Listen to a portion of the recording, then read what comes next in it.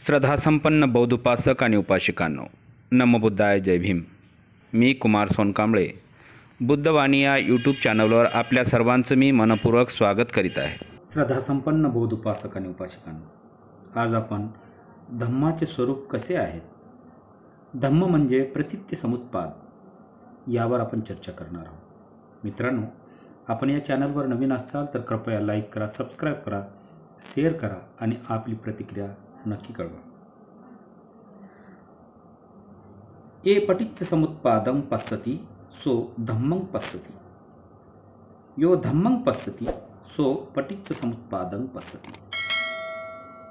जो प्रतित्य समुत्पाद जाणतो तो धम्म जाणतो आणि जो धम्म जाणतो तो प्रतित्य समुत्पाद जाणतो. याचाच अर्थ धम्म जाणण्यासाठी, समजून घेण्यासाठी व त्याची अनुभूती घेण्यासाठी प्रतित्य समुत्पाद किंवा कार्यकारण भावाचा सिद्धांत जाणणे आवश्यक आहे.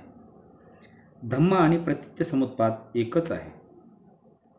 बुद्ध आणि त्याचा धम्म या ग्रंथामध्ये अशा प्रकारे प्रकरण 6 मध्ये प्रतित्य समुत्पादाविषयी विस्तृत विवेचन केलेले आहे. थोडक्यात प्रतित्य समुत्पाद म्हणजे प्रत्येक घडामोडीसाठी कारण आवश्यक आहे, कारणाशिवाय परिणाम घडून येत नाही. हे तत्व प्रतित्य समुत्पाद तृष्णेची निर्मिती आणि तृष्णेपासून मुक्ती या विषयाची प्रक्रिया प्रतित्य समुत्पाद करतो आणि प्रतिपादित करतो. जेव्हा 6 इंद्रियांचा संबंधित विषयाशी स्पर्श होतो तेव्हा प्रज्ञायुक्त वर्तन न केल्यास तृष्णेचा उदय होतो. या तृष्णेमुळे आसक्ती निर्माण होते, भवनिर्माण होते आणि त्यामुळे नवीन जन्म घडून येऊन शेवटी मृत्यू आणि दुःख हे पाठोपाठ येतात. 6 इंद्रियाच्या स्पर्शामुळे निर्माण होणाऱ्या संवेदना अनित्य बोधाने जाणवल्यास प्रज्ञेचा उदय होतो आणि तृष्णेचा नाश होतो. हा तृष्णेचा उदय आणि नाश या विषयाचे सत्य उलगडून दाखविणारा सिद्धांत म्हणजेच कार्यकारण भाव. यामध्ये धम्मगुण आपण जाणून घेत आहे. धम्मवंदनेत आपण स्वाकतो भगवता धम्मो संदिट्टिको अकालिको एहिपस्सिको वोपनयिको पच्यतं वेदितव्यो विहुइति. म्हणजे स्वाखतो तथागताचा धम्म हा स्वाख्यात आहे, म्हणजेच तो उत्तमपणे मांडला गेला आहे, उत्तमपणे समजावून दिला आहे. तृष्णा आणि दुःखाचा उदय आणि तृष्णा आणि दुःखापासून होणारी मुक्ती या विषयाचे तत्व अर्थात प्रतित्य समुत्पाद जो बुद्धाच्या धम्माचा गाभा आहे तो त्यांनी सुस्पष्टपणे समजावून सांगितलेला आहे. त्यामध्ये शंका घेण्याला वाव नाही, संभ्रम निर्माण होणे शक्यच नाही. स्वाकतो या बाबतीत जाणलो. संदिट्टिको धम्माच्या अभ्यासाचे फळ आपल्याला प्रत्यक्ष अनुभवात येते. जी व्यक्ती तथागताने शिकवलेला धम्म आचरणात आणते त्या व्यक्तीला त्याचे फळ नक्कीच मिळते. हे फळ निश्चित असते. अकालिको धम्माचे पालन केल्याप्रमाणे धम्म पालनाने तात्काळ फळ प्राप्त होते. धम्म आचरणाने फळ चाखण्यास वेळ लागत नाही. अष्टांगिक मार्गाचे पालन केल्याबरोबर त्याचा निश्चित असा लाभ संबंधित व्यक्तीस प्राप्त होतो. स्वाकतो भगवता धम्मो संदिट्टिको अकालिको एहिपस्सिको ओपनयिको पच्यतं वेदितव्यो विहुइति. बुद्ध हे लोकांना त्यांचा धम्म प्रत्यक्षात अनुभवून त्यातील सत्य जाणून घ्यावे यासाठी जणू निमंत्रित करीत आहेत. ओपनयिको धम्म पालन करणाऱ्या व्यक्तीस निब्बाण प्राप्ती घडून येते. यामुळे तृष्णेचा नाश होऊन मनातील विकार पूर्णतः नष्ट होतात आणि दुःखमुक्ती घडून येते. पच्यतं वेदितव्यो विहुइति. बुद्ध धम्म म्हणजे प्रतित्य समुत्पाद म्हणजेच कार्यकारण भाव हा वैज्ञानिक दृष्टिकोनातून अनुभवावर जाणवता येतो. धम्मवंदनेत धम्माची पुढील व्याख्या. अट्टांगिको आर्यपतो जनानं मोक्षपवेशो उजको वमग्गो.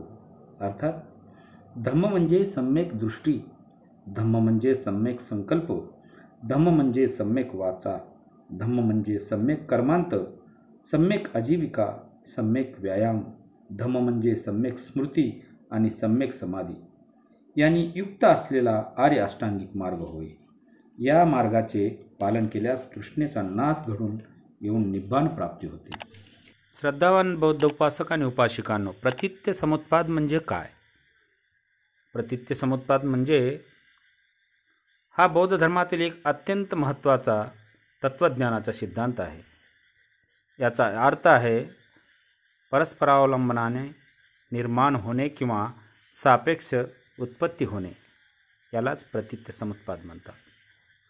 याचा अर्थ आणि स्पष्टीकरण अशा प्रकारे आहे. प्रतित्य समुत्पाद या संज्ञेचा शब्दार्थ अर्थ असा आहे, प्रतित्य म्हणजे आधार घेणे किंवा अवलंबून असणे. समुत्पाद म्हणजे उत्पत्ती निर्माण होणे, उत्पत्ती करणे किंवा निर्माण होणे. म्हणजेच कोणतीही गोष्ट स्वतंत्रपणे अस्तित्वात नसून ती इतर अनेक गोष्टीवर अवलंबून असते.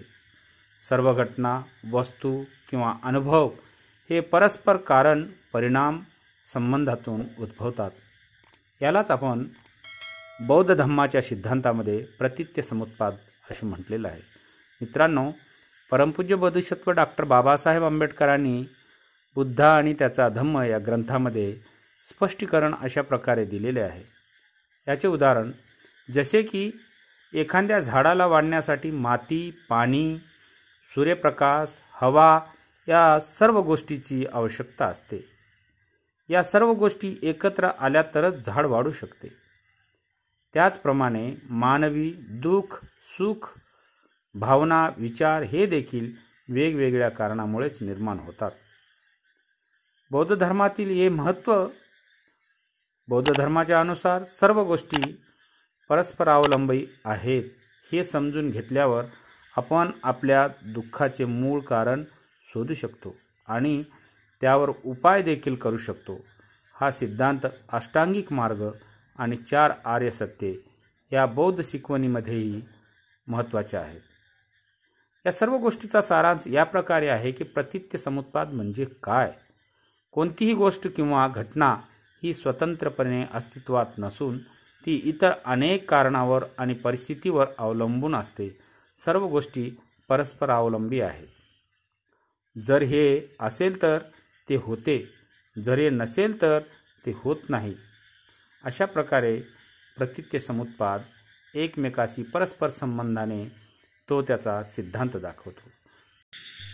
मित्रांनो, प्रतित्य समुत्पाद या बाबतीत आपण सविस्तर माहिती घेतलेली आहे. विषय आवडल्यास कृपया लाईक करा, सबस्क्राईब करा, जास्तीत जास्त शेअर करा आणि आपल्या प्रतिक्रिया आम्हाला नक्की कळवा. असेच नवीन नवीन व्हिडिओ पाहण्याकरिता आपण या चॅनलला सबस्क्राईब करा. इतर आपल्या लोकांनासुद्धा शेअर करा. बुद्ध आणि त्याचा धम्म या ग्रंथाचं आपण जे वाचन करीत आहोत, प्रत्येक बौद्ध उपासकाच्या घरोघरी हे चॅनल पोहोचवा आणि आपल्या प्रतिक्रिया आम्हाला नक्की कळवा. इथेच थांबतो. नमो बुद्धाय. जय भीम.